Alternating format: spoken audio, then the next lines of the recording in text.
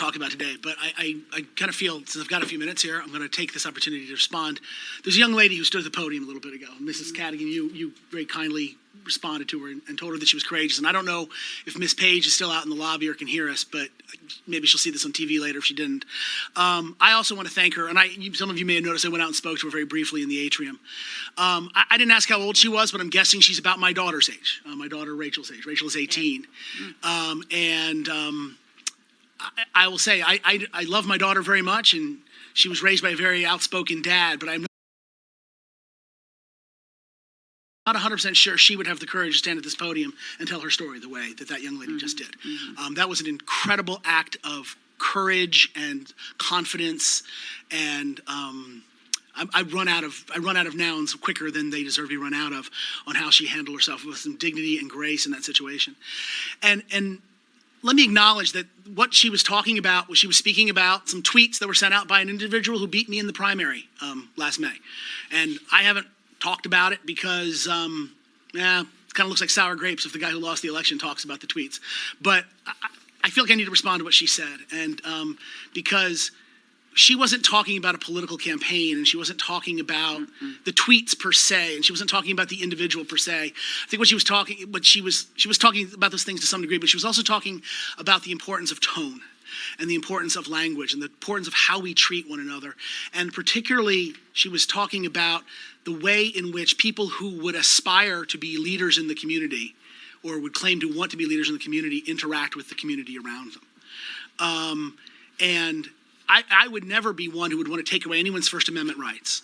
We all are blessed by God to have the freedom of speech, the freedom of religion, the freedom to petition one's government for the redress of grievances, the petition to assemble, the freedom to print things in the newspaper if we own a newspaper press.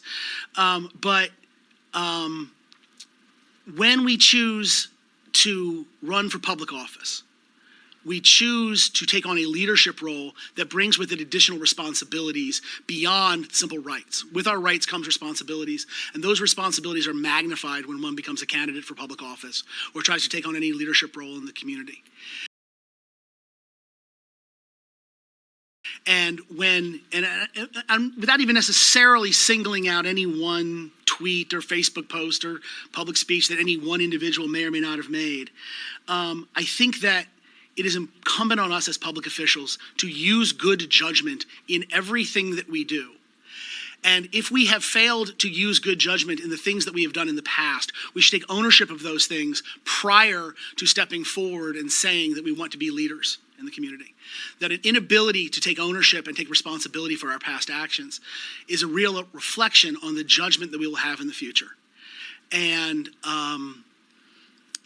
when a victim of a crime, a victim of a sexual assault or a violent attack, when a victim of racism or a victim of hatred against their religion or a victim of any sort of crime of that nature, exposed to the kind of things that we're suddenly talking about in this community, they are re-victimized. They are forced to think again about the day that they were victims and they felt helpless. That is unfair to them, and it does not constitute good leadership. Not being able to take responsibility for your actions is a sign of complete lack of judgment. The young lady who stood up here showed extraordinarily good judgment. She was incredibly brave, incredibly courageous. And I want to say to this community what I said to her when I was out in the atrium. I hope she never stops showing that kind of bravery or that kind of courage, because being willing to stand up to people who fail to show the leadership that they claim that they have it's a gift that she has to be able to do that. And we need more people who are willing to stand up to that. Thank you. Thank you, Mr. Nohe.